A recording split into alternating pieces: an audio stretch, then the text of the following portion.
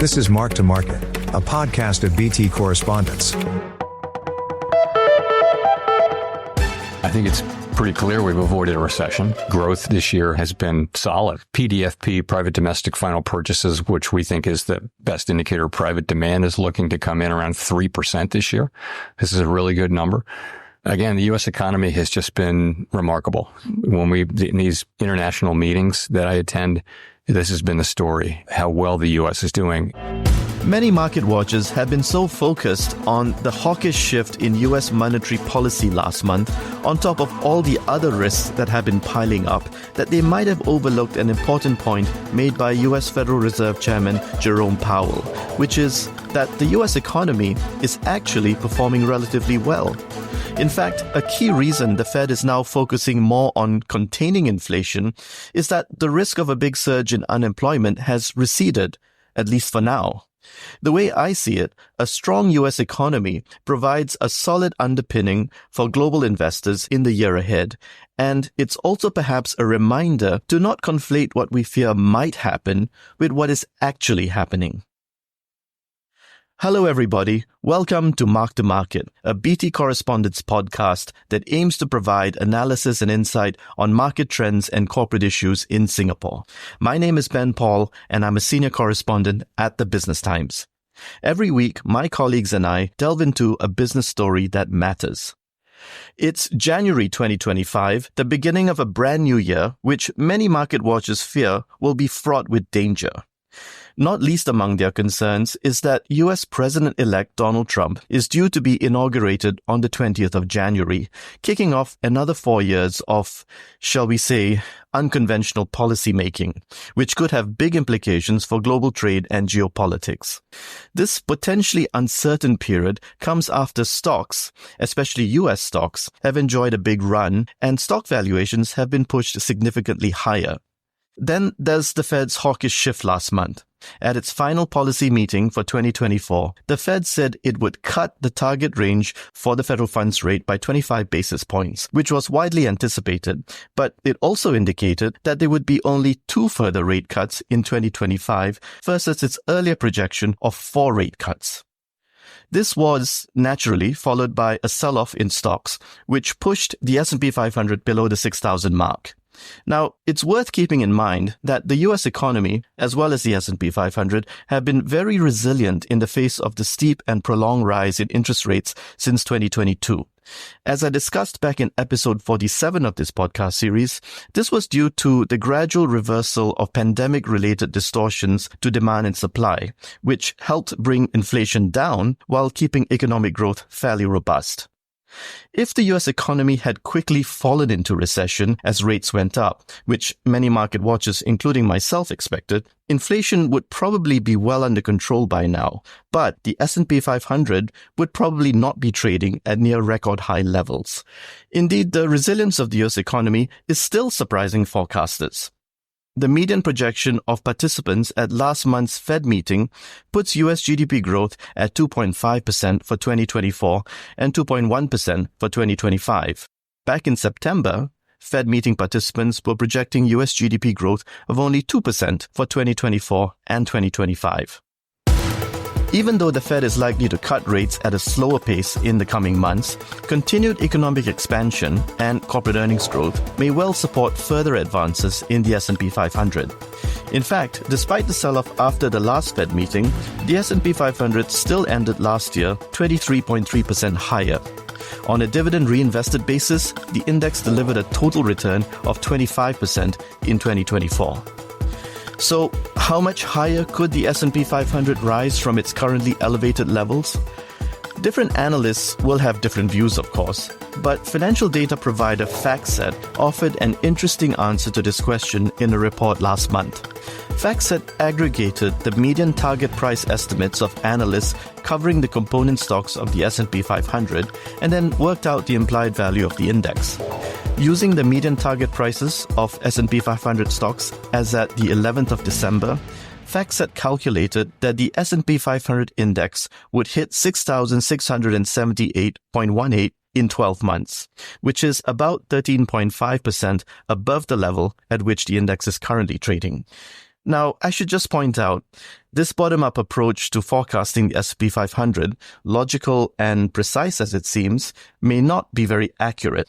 For example, at the end of 2023, the bottom-up 12-month target for the S&P 500 was 5,131.92. As it happened, the index ended 2024 at 5,881.63. So the median 12-month target prices of analysts at the end of 2023 underestimated the S&P 500 at the end of 2024 by 12.7%. Indeed, FactSet found that analyst price targets underestimated the final value of the S&P 500 in 4 of the last 5 years, but overestimated the final value of the benchmark index in 13 of the last 20 years.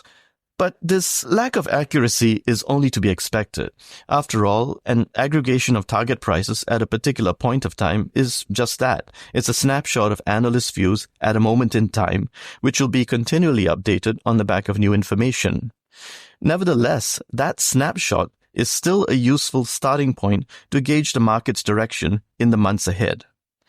The upside for the S&P 500 currently implied by FactSet's bottom-up approach also seems quite consistent with analysts' earnings forecasts for 2025, which seem to suggest the robust performance of the US market will broaden out beyond the Magnificent Seven stocks in the year ahead. FactSet said earlier this month that U.S. corporate earnings growth is expected to accelerate to 14.8% in 2025 from 9.4% in 2024. The Magnificent Seven, comprising Alphabet, Amazon, Apple, Meta Platforms, Microsoft, Nvidia, and Tesla, which have collectively been a key driver of the S&P 500, are expected to record a deceleration in earnings growth to 21.3%, down from 33.3% in 2024. The non-Magnificent Seven companies within the S&P 500 are forecast to deliver earnings growth of 13% in 2025, up from 4.2% in 2024. So it seems there is good reason to bet on broader market strength this year. The big question for many investors now is whether this relatively positive prognosis for the US economy and US corporate earnings growth could be upended by Trump's second term in office. What exactly is it that investors are worried Trump might do? And what does it all mean for markets here in Asia, including the Singapore market? I'm going to talk about that next.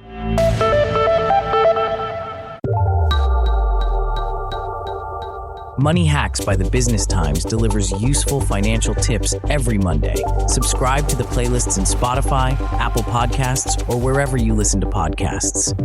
But if watching is your thing, we've got you covered. Subscribe to the Money Hacks playlist in the podcast tab of BT's YouTube channel and watch as Howie Lim gets the inside scoop on the best money hacks. Subscribe and watch today. And now, back to Market, a podcast of BT correspondents. First of all, it's worth pointing out that the market reacted quite positively to news of Trump's election in November. The S&P 500 index surged, the 10-year Treasury bond yield spiked, and the US dollar strengthened.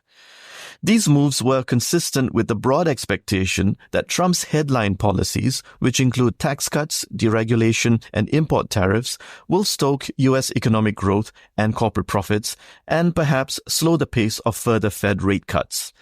The concerns that many market watchers have about Trump seem to revolve around the longer-term economic impact of his policies, as well as their impact on global trade and geopolitics. For instance, in the event his tax cuts are not matched by cuts in government spending, we might see wider budget deficits and increased government debt by the end of his term. This would probably drive long-term U.S. Treasury bond yields higher over time, which would be generally negative for asset prices. Meanwhile, Trump's tough talk on border security and mass deportations could restrict the supply of labor and weigh on the U.S. economy. For investors here in Asia, it's the import tariffs that Trump talked about during his campaign and his attitude towards geopolitical conflicts that are most concerning. Let me touch on geopolitics first, because this is potentially more disruptive for investors, but harder to forecast and analyze. One of the things people keep telling me about Donald Trump is that he does not like wars, which sounds like a good thing for investors, but a lot really depends on the manner in which military conflicts are avoided and resolved. In the case of the Ukraine war, for example, the Trump administration could quickly bring hostilities to an end by simply withdrawing support for Ukraine.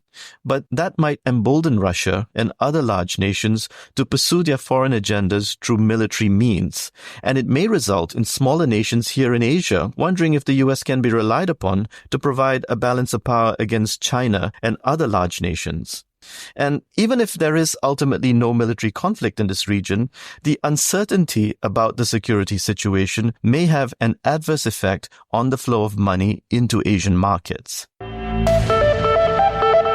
Unlike geopolitical conflicts, trade tariffs are easier to analyze. Indeed, I've seen some analysts attempt to quantify the effect these trade barriers will have on economic growth in China and the rest of Asia. But the impact of these tariffs could well be amplified by other factors. These tariffs are, after all, coming at a time when China is yet to convincingly revive its economy, and when the Fed may keep its monetary policy tighter for longer than expected in order to contain inflation. The combination of these factors, tariffs that disrupt global trade, possibly prolonged economic weakness in China, and Fed rate cut disappointments, could, in my view, trigger a surge in risk aversion that draws capital away from stocks, especially stocks in this region, in favor of safe haven assets such as US Treasury bonds. So what should investors do? Well, this brings me back to the point I made earlier about not conflating what we fear might happen with what is actually happening. One consequence of US-China tensions is that global corporations have been relocating production capacity outside of China, and some analysts have noted that foreign direct investment in Southeast Asia is growing as a result of this. Coupled with the rate cuts already announced by the Fed, this creates quite a positive backdrop for Singapore and other markets in this region.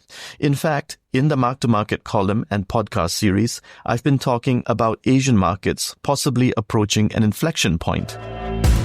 Now, the risks of some kind of economic or geopolitical upheaval have certainly increased significantly, and the market is going to keep reacting to new information in the months ahead. So investors need to position themselves for periodic bouts of risk aversion and be prepared to seize buying opportunities when they emerge. In 2025, I plan to maintain diversified exposure to the markets, but take my time investing any new money. Short-term interest rates have pulled back, but they are still quite attractive, so it pays to wait for good opportunities. This brings me to the Singapore market.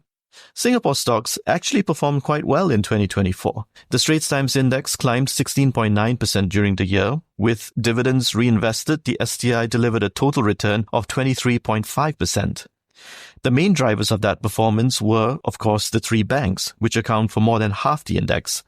DBS, OCBC, and UOB chalked up total returns of 52.6%, 36.5%, and 35.2% respectively. Now, I doubt the three banks will perform as well in 2025 because their net interest margins will probably normalize over time.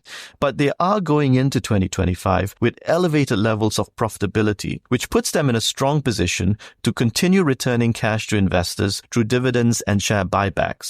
So the banks have been and probably will continue to be a positive driver for the STI. On the other hand, real estate investment trusts, or REITs, were a notable drag on the STI in 2024.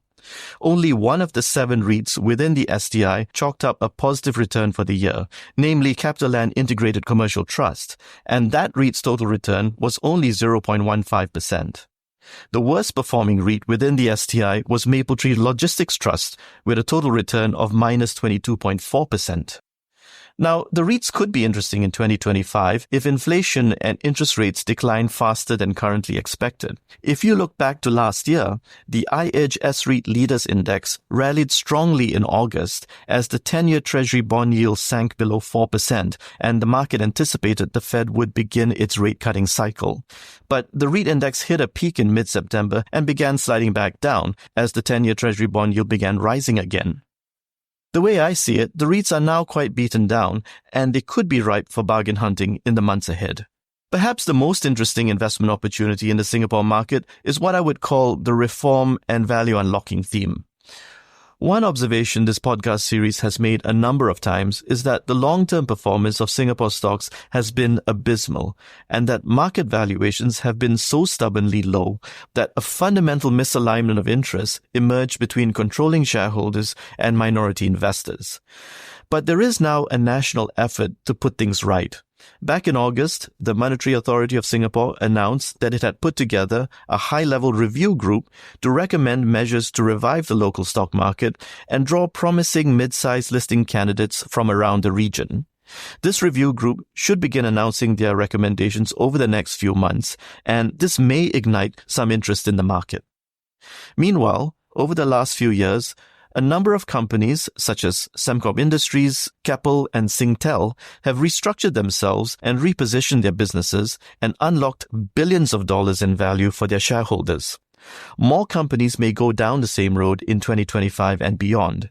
For instance, Hong Kong Land late last year announced that it would refocus its business, recycle $10 billion in capital, and expand its assets under management from $40 billion to $100 billion through a combination of capital partnerships, private funds, and Reits. Hong Kong Land shares rallied strongly right after that announcement. For 2024, it chalked up a total return of 36.7%, making it the third best performing STI counter. The way I see it, other property companies with depressed share prices, such as City Developments and UOL Group, may soon face investor pressure to similarly unlock value. Now, just to be clear, I'm not saying that the STI, or for that matter the S&P 500, will match or surpass their 2024 performance. The year ahead is fraught with major risks, but amid those risks, there could be lots of opportunities for patient and nimble investors. That's it for this edition of Mark to Market. BT Correspondents will be back next week with wealth editor Genevieve Kwa, so please keep listening. If you have any thoughts or questions about the show, email us at btpodcasts@sph.com.sg. I'm benpaul. As always, thank you for listening and join us again next week. This is a podcast by the Business Times. Find more BT podcasts at businesstimes.com.sg/podcasts. Or wherever you get your podcasts. This podcast is meant to provide general information only. SPH Media accepts no liability for loss arising from any reliance on the podcast or use of third parties' products and services. Please consult professional advisors for independent advice.